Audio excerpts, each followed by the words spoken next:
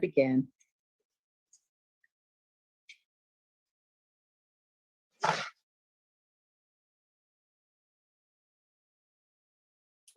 We're ready. All right. Thank you and good morning, everyone. Thank you for joining us for our now weekly update. Recording in progress. And also with Wellstar. These meetings help the county and others to determine how we respond to our current pandemic, to assess how we need to adjust our operations, and also to see what we need to do to help best protect the lives of our citizens. We all know now that the Omicron variant has and continues to have a significant impact on our community. And these updates are very helpful so that citizens can know just how much these impacts are having across the county firsthand. Before I turn things over to Wellstar, I wanted to give a brief update on some things going on our end at the county. We have seen our COVID rate transmission numbers amongst our employees go down more than 50%.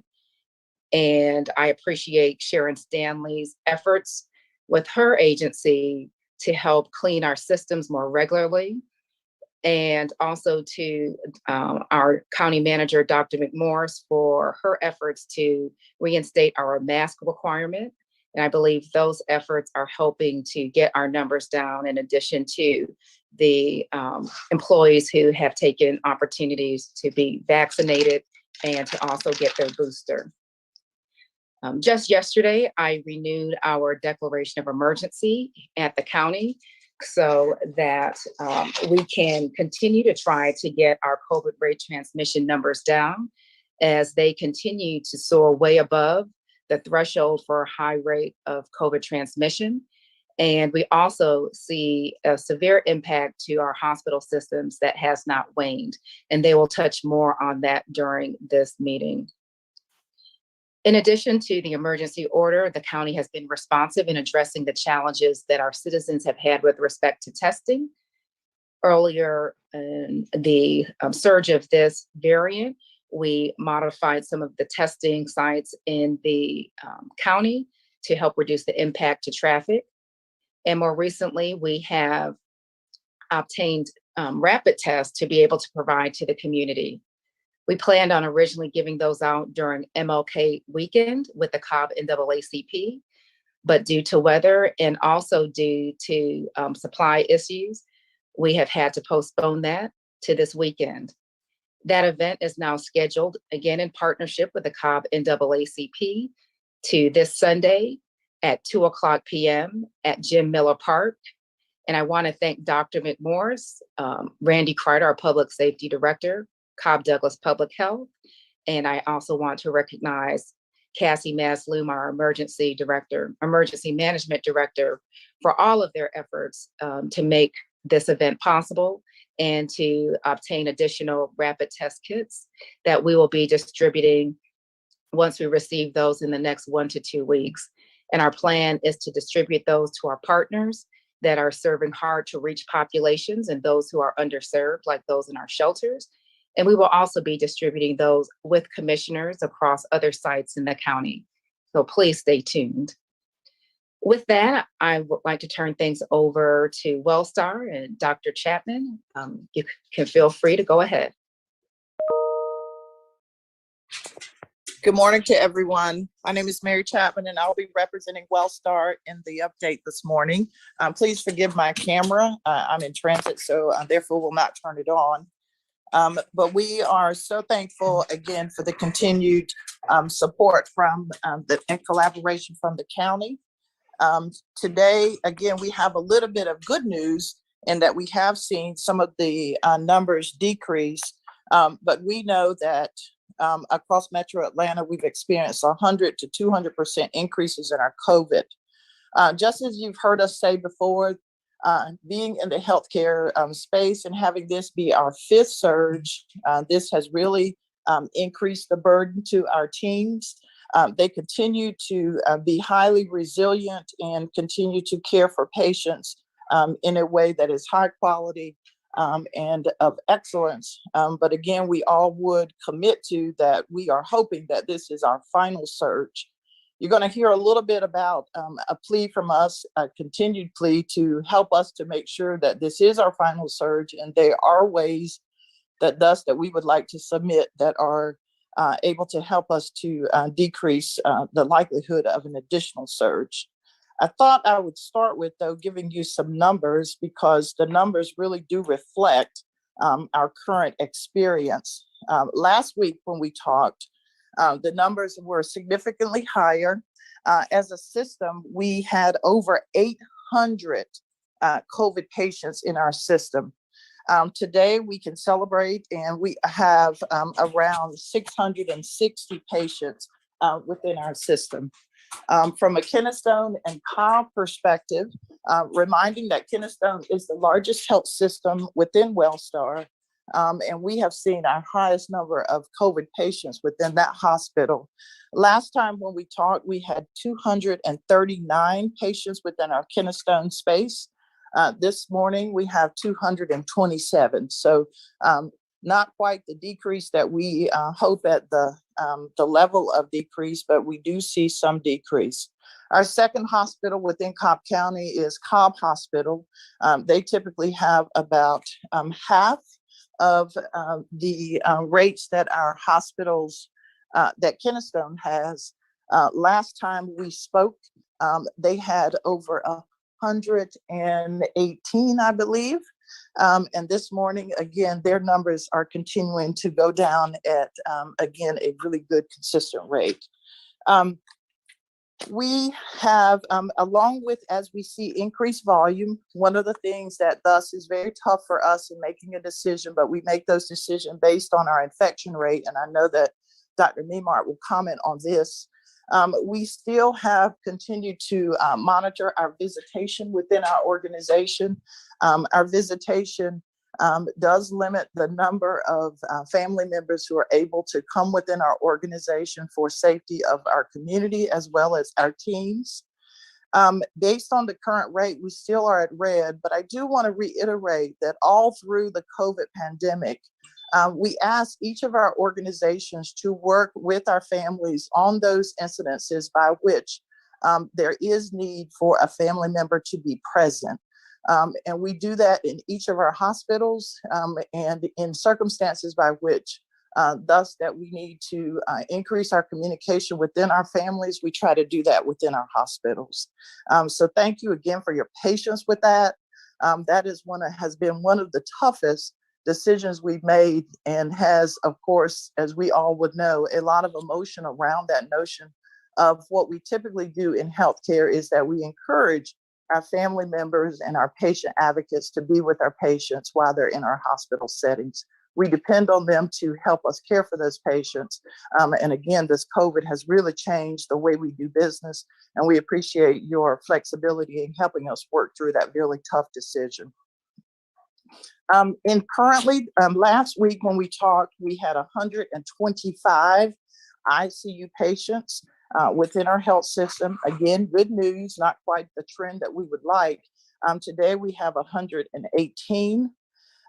We also, last time we spoke, we had 63 COVID patients on ventilators. Again, good news, today we have only 60. We are hoping that we start to see those numbers markedly decrease at a faster pace than current. But we have learned that we can celebrate the small things, and hopefully those small things will again to continue to help move us forward in the sake of our community and our staff. We stand and continue to be ready. We know that we have had questions in regards to diversion, reminding that diversion is a method that we use in our organizations at snapshots of time to enable us to steady patient movement and to be able to accommodate the total patients that are needing to come to our facilities. When we get to the point that we don't have any available space pending that we're able to move patients to the next level of care, including discharge, we sometimes go on diversions as to give the team an opportunity to catch up with that demand. And so please, we will continue to keep you in the loop in regards to that phenomena within our healthcare organizations. Our teams, again, on behalf of the team, I want to continue to plead for us to do all we can as a community and as partners and also as individuals to help us to get through this once again and to get back to some normalcy. And I appreciate on behalf of Wellstar the collaboration.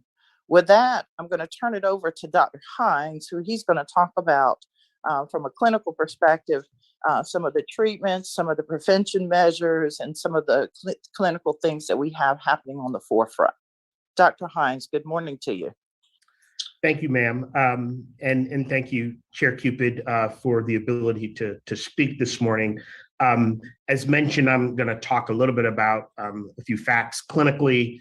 But before I do so, I just want to share a story. I live in Cobb County and I work at Wellstar Cobb Hospital in Austell. And as a cancer surgeon, as a GYN oncologist, it is so important that we're able, for instance, to keep our ORs open. And I was able to do a full day of OR cases on cancer patients yesterday because of the collective and the individual will that we have all had around getting vaccinated, getting boosted, getting tested. And it's enabled us to keep our operating rooms open. And 201, the 4 patients that I operated on yesterday, they were all very thankful to the community for the collective work that they have done around this to keep our hospitals open. So I just wanted to provide that context. So there are many stories like that about how we're collectively doing the right thing to get through this fifth surge. And it's interesting now we're seeing more and more of our patients who are coming in with other health conditions that happen to test positive for coronavirus because of the Omicron high transmission rate that we're seeing. But there's a little bit of some takeaways I want to share with you. I was asked to give not only a clinical presentation, but kind of a call to action because this is what's helping us get through this fifth surge. So please continue in the networks that you have and the circles that you work with.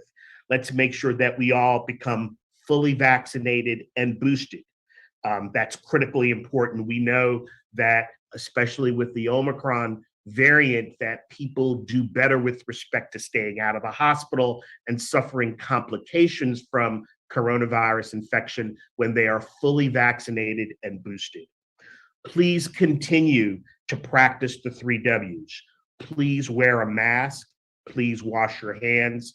Please watch your distance. And when you can, please avoid large crowds.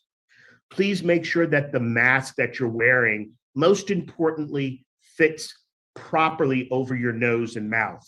It has multiple layers. If you can get a hold of an N95 or a KN95, and I know there's some supply issues, but the most important thing about your mask is that it fits snugly over your mouth and your nose, and there's very little space around your cheeks, for instance. The other thing that will help all of us out is not to avoid medical care when you need it, but to triage your medical care as appropriate. If you have mild symptoms, please contact your primary care providers right away. And many primary care providers are doing virtual visits so that you can get appropriate advice about what to do. Certainly, if you have moderate symptoms, an urgent care may be an appropriate place for you to seek medical advice. We really want to reserve our emergency departments for people who have those true emergencies and not have our emergency departments get backed up. Early diagnosis is best. And we'll hear a little later on. Certainly Chair Cupid talked a little bit about what they're doing with respect to getting tests delivered to people. But I think Dr. Memark will also comment on that. But the importance of early diagnosis, the importance of, if you test positive, to isolate yourself appropriately. If you've had a close contact, to certainly quarantine appropriately will be critical. There's a variety of some old and some new therapies that are on the market right now. Some of the monoclonal antibody therapies are still available. They're in short supply, and I would encourage you to reach out to your primary care provider if you have questions about your eligibility for that. And everyone is talking about those new protease inhibitors, those by-mouth medications that have been approved under emergency use authorization. There's a Pfizer product and there's a Merck product. But I think we all are awaiting delivery of those medications, either to local pharmacies or to our health systems. But certainly you can reach out to your primary care providers about information about those products. The last thing I want to mention is more of a statement of fact and also a plea, is we are locally and nationally undergoing perhaps one of the biggest blood product shortages that we've experienced in a long time. And a lot of that is due to the fact that many of the volunteers that help to manage people to give blood are not available to do the volunteerism, and some of the people, the phlebotomists themselves, are in short supply. So certainly those people who have the capability to donate blood, please reach out to the local blood centers to find out how blood can be given. But that also impacts the care that we can deliver in hospitals when there is a blood shortage. I'm going to stop there, and Mary Chatman, I'll turn it back over to you. Thank you. Thank you, Dr. Hines. With those comments, I'll now turn it over to Dr. Memark. Good morning, Dr. Memark. Hey, good morning, everyone, and thanks for having me this morning to give you our update from public health. So when we look at our rates as of last night, we have seen consistently with what the hospitals are seeing as well, maybe a little bit quicker, but rates coming down to 1,929 cases per 100,000. Now, this is still exceptionally high. 100 is still that number that we look at over 14 days to indicate that we have high transmission. So we still have a lot of substantial transmission happening in the community. But the positive percentage rate for the PCR test has also come down. So instead of having more than a third of tests coming back positive, we're at 26.3% that are coming back positive through the PCRs. So everything that way is heading in the right direction. When we take the look at the case rates by age, what we are seeing though is still an increase since school has gone back of school-aged children. They are actually one of the few places that are not going down, but actually going up, as well as our older young adults as well. Those continue to go up as well. So we continue to just make sure that, to advise everybody to make sure that you have your children as protected as best you can by vaccinating and masking up, and making sure your family members are also protected by vaccinating as well with boosters. What we are seeing throughout the state and through Cobb County as well is we continue to see the number of deaths in Cobb County to come in. There have been an increase throughout the state. They've noted in the last 14 days, it's a 42% increase in deaths that have been confirmed and reported. We continue to see increases in our vaccinations and boosters, which are great. And so we're at 64% for first doses and 59% for second, but still just under a quarter of all of our folks that are boosted. And remember, anybody 5 and over can get the vaccine, and anybody 12 and over can get the booster shot. So make sure that you are able to do those as well. I'm going to touch a little bit on home test. And so Mary had mentioned that as well as the chair. So there are several ways that you can do this at this point. And so the first is through the federal government, and they will be giving out what sounds like about 1 billion tests, and probably what's making it hard to get any tests right now. But you can go to COVID tests, that's plural.gov, and order your test there, and they'll be starting to go out at the end of January. That site was very, very easy to use, and so you can go ahead and do that. There is a way through pharmacies also to get it if you're insured. You can get up to 8 tests per month, and the things to know about that: first, Medicare and Medicaid do not pay for those tests, so that's one thing. And then the insurers are only reimbursing up to $12 $12 per test. And so just important things to know, but each insurer has a different way to do this. Some have a direct method that you can just go ahead and get them and, sign up online and get reimbursed, or sometimes you have to mail in receipts and things like that. So there are different ways, and make sure you check that out if you need to do it that way. We've also heard this week of 400 million N95 masks that are coming. Like Dr. Hines said, that it's important to have a well-fitting mask that's secure on your face. Some of the best masks that are out there right now are the N95 masks. We haven't heard a whole lot of details, but our understanding is it's going to go through some of the retail pharmacies like CVS, Target, and Walgreens. So we'll share more information as that information comes out, but you may all hear it at the same time we do as well. One of the last things I wanted to touch on today was just kind of a lot of misinformation. We are hearing things that are coming to us about folks that are kind of putting out information that's really not true at this time. And I want to make sure that everybody kind of understood. I mean, a lot of it is kind of twisting of some things that may be factual and then just making it really just kind of keep going to the point where it's untrue. So first thing is, that Omicron is mild and that, it's really not a big deal. I have to tell you, when this all started with Omicron, I was hoping that would be the case. But the issue here is that the increased transmissibility of Omicron, I'm sure, like I do, many of you know people that have been infected with this. It is so easy to get. You may not even know that you have gotten it.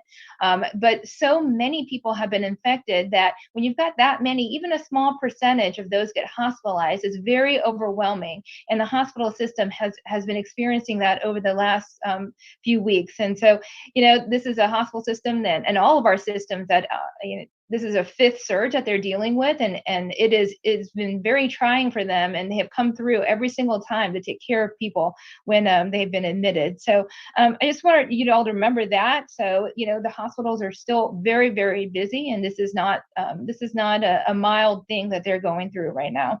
The other thing is that the cases, that this is an overcount of cases, and that these are not true cases that are being hospitalized.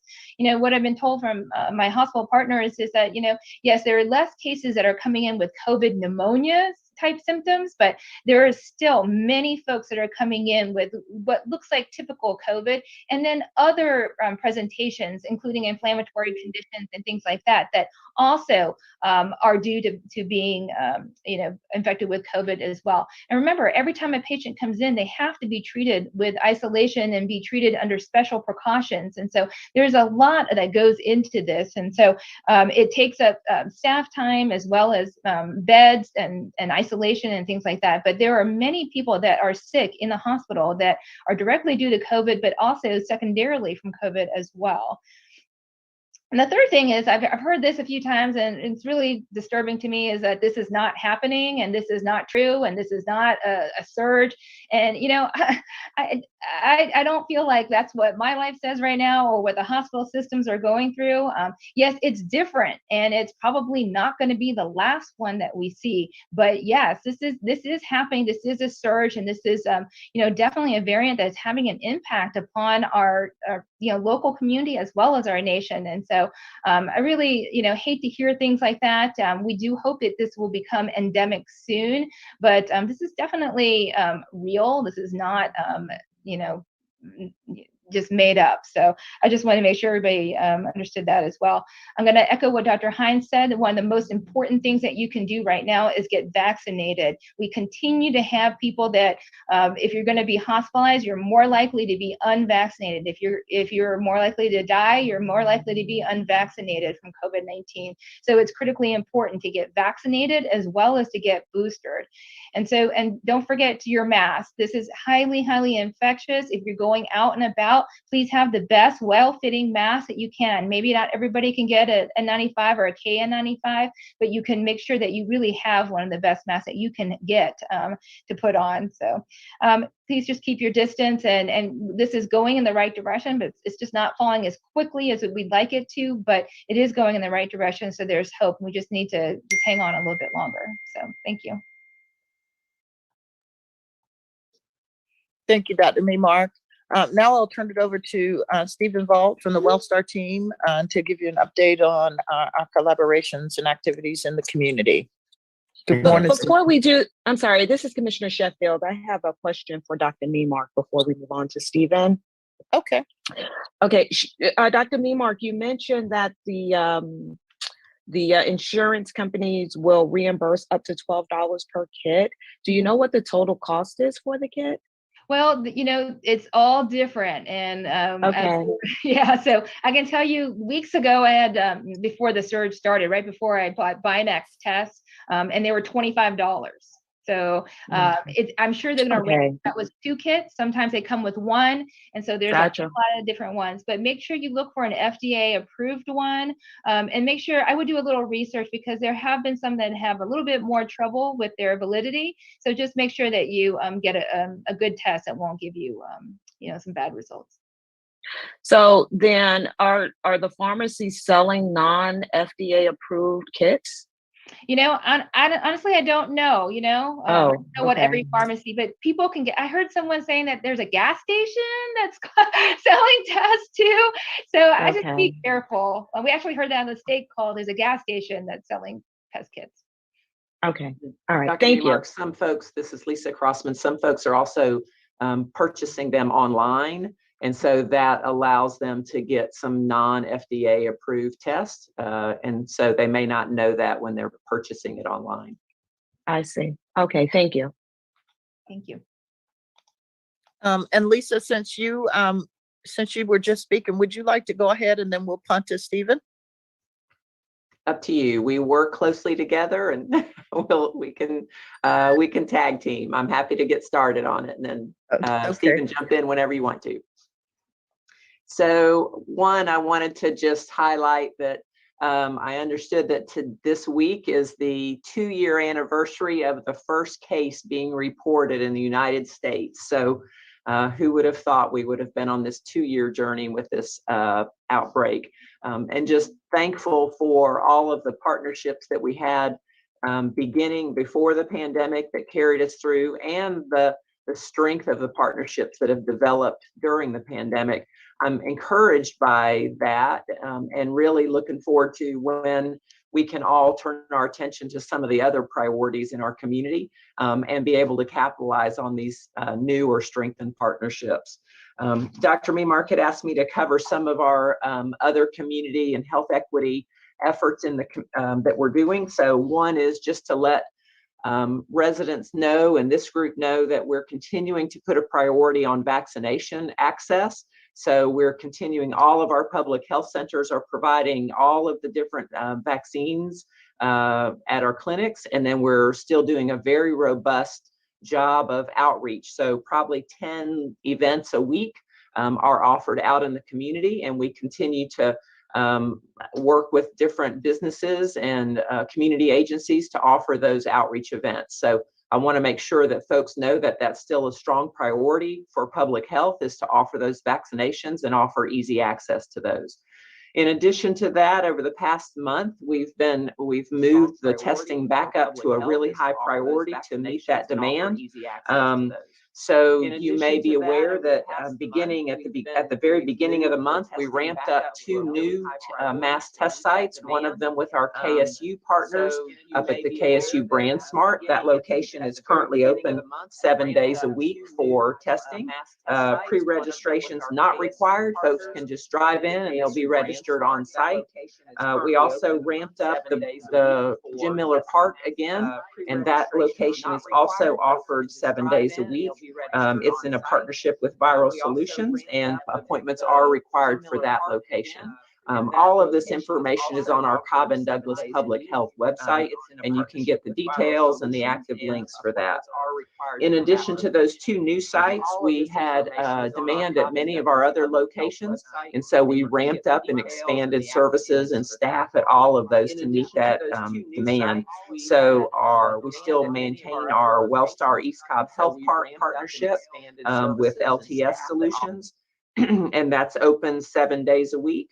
We have the Riverside Epicenter beginning this past Tuesday, went to 5 days a week. They're now open to Monday through Friday. And many other partners are also doing testing around the community. So again, please feel free to look at our website on that. I will tell you that Jim Miller Park is running 400 to 500 tests a day, but that's still within capacity and there's not a long wait time for that. All of our other locations are running around 100 tests per day. And the wait times that you may have heard about at the very beginning of January don't exist anymore. What we are facing now is still trying to bring the resulting time down. It went up to 72 hours in some cases, and so we're trying to pull that back down with our labs. Dr. Memark and Chair Cupid mentioned the rapid home test kits, so I won't go over that.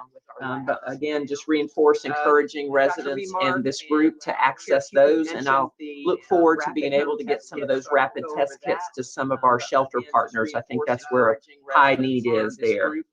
We also continue our partnership with Center for Family Resources and Sur Familia to fund some resource coordinators at their sites to be able to help residents who have been burdened by COVID-19 and need some other wraparound services like help with utilities and housing and transportation and employment. And so those groups are continuing to help serve our residents in that way, and we appreciate the opportunity to support them. And then recently we've entered into an agreement with Morehouse School of Medicine and are in the process of ramping that project up to provide on the ground case community health workers to help residents navigate needs, whether that's COVID health needs or other health needs, and be able to link to different community health resources. So we expect that those community health resource workers will be deployed in February and are just working hard to get that off the ground. We continue with our homebound vaccination efforts in partnership with Pools Pharmacy. And so we continue to meet those needs for seniors and disabled residents who may need us to come into their home to do vaccinations or boosters. And so that's still available. Also, let me just make sure everybody remembers that Lyft has continued to offer transportation to any vaccination sites, and that should go on until June. So just wanted to, again, thank everybody for the partnerships. People have really stepped up to what their strengths are and helped us to meet the needs of the community. And I'll turn it over to Stephen. Thank you so much, Lisa. I appreciate it. And as always, just appreciate the partnership. We love our partnership with CDPH, and as we continue to look at vaccination access. Just yesterday, Wellstar joined together with 5 other health systems in Metro Atlanta to hold a press conference to get the word out about the staggering surge in adults and children with COVID-19 symptoms. This recording of that event is visible on the Wellstar Facebook account. And even if you do not have Facebook, you will be able to view the recording on that page. Just go to the Wellstar Facebook page. It's an example of our continued collaboration with other systems to get this important, timely message out to our communities across the county and across the state. Wellstar continues to be dedicated to providing COVID community updates and resources. Many of you on this call and in the community should have received the latest Wellstar community update. We're also sharing all of our information and resources on our website at wellstar.org/community/COVID-19. There you're going to find all of our system level and hospital specific COVID data, as well as the number of patients, vaccination percentages, and just valuable information for you.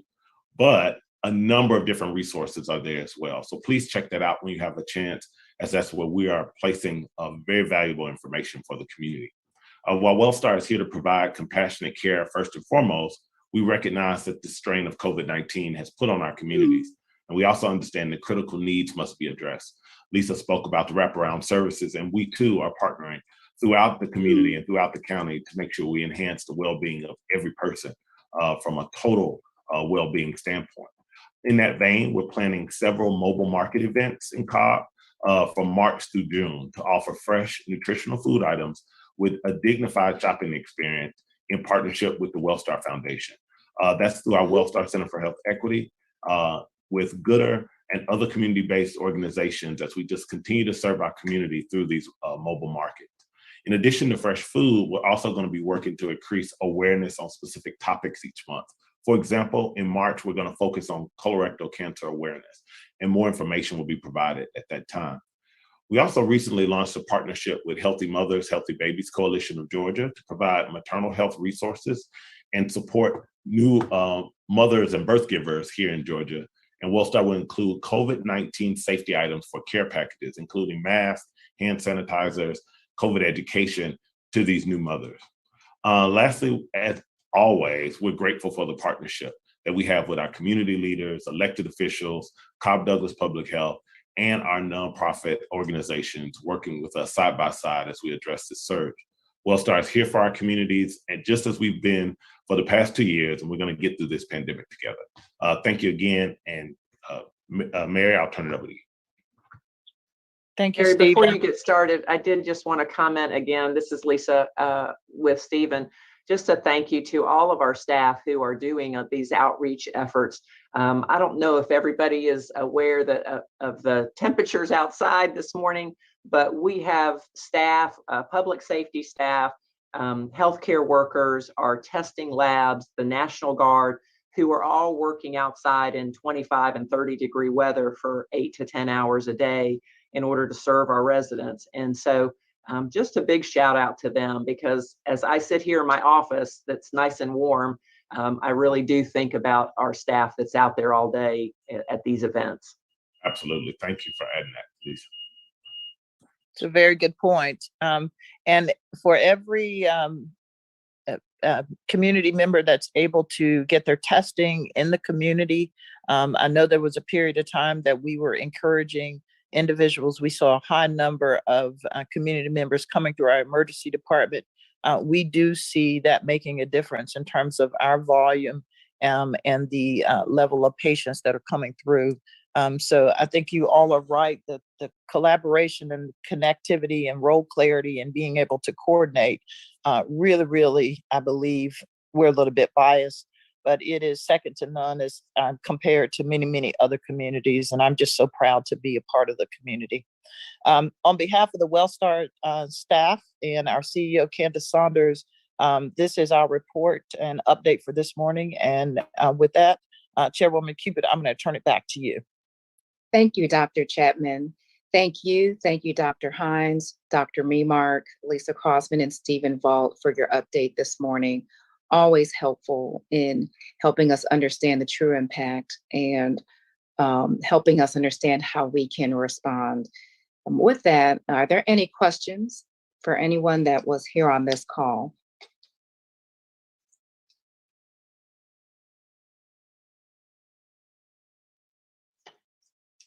I did have a question, Lisa. Can you help clarify the testing sites that are at Jim Miller Park and KSU for our public? You provided that's a 72-hour waiting period. You can just clarify that those are PCR tests versus rapid tests. Correct. The location at KSU Brand Smart is in partnership with KSU and LTS Solutions. It is a PCR test, and the results are coming back in 24 to 72 hours. So the wait times to get the test are back down to 10 minutes or so, but we are still seeing a delay in the resulting time. So folks, we just ask for their patience there. And then the location at Jim Miller Park is in partnership with the county and Viral Solutions. That's also a PCR test. And we're offering those 7 days a week. Again, very quick wait times to get the test, but we are still seeing some delays on getting the results. But as the demand has come down, the results are coming in a little faster in the last few days. Great. Thank you, Lisa, and appreciate your follow-up on that as we've had people inquire at the county. Are there any other questions?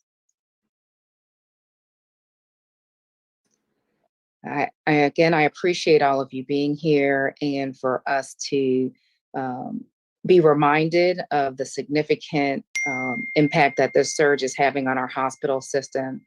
I thank you for cautioning us for us to still get back to basics and in making sure that we're getting vaccinated and boosted, and also that we are still wearing our masks and watching our distance and gathering at large events. And I think all of that is going to continue to help make a difference for us to get this down. And I know it's been frustrating for the public to still see some of our response here at the county in limiting large gatherings and wearing masks. But we want the public to know that we are doing the best that we can, as someone has emphasized, to be mindful of the entire community. And the entire community also includes our hospital system. And we know that you continue to be on the front lines, and people continue to come in with very serious impacts due to the pandemic, and people are still dying from this. And listening to the stats that Dr. Memark provided. And so I know we can't help but do what we can, at least in the county, to emphasize to the public to still take this seriously. And while we're having the rates of transmission, I will continue to be responsive with the emergency order that I put in place. And it's been clarified to me that even though we did renew it for a 30-day time period, that if the numbers fall drastically, then that order can always be ended. But for right now, until we see these numbers come down more than what they are, and said they're moving in the right direction, I'll continue to keep renewing this, because I have to be mindful to the deleterious impact that this is continuing to have on our citizens and our hospital system, and even on all of our operations. Thank you for the reminder, Dr. Hines, regarding people still being mindful of the blood impact and encouraging us to donate.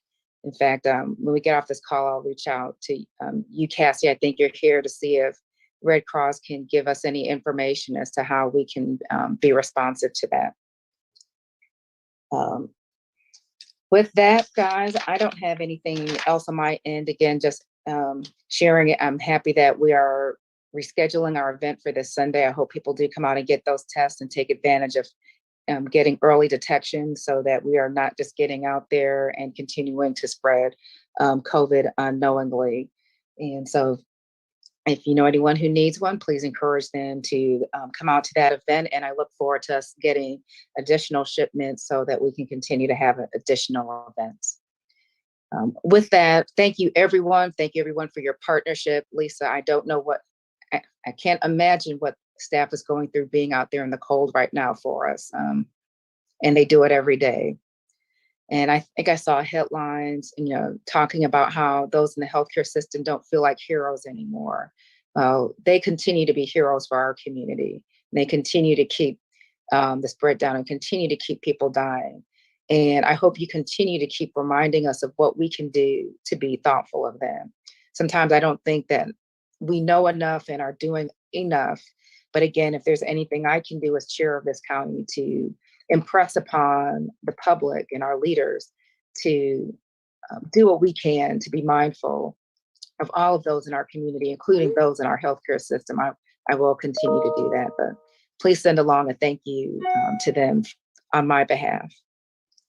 And again, also not just for your staff outside, but the staff that continues to work at Wellstar and all of our hospitals and medical care facilities. With that, I hope everyone has a healthy weekend ahead of you. And I hope that I will see some of you this Sunday. Thanks. And Thank you so much.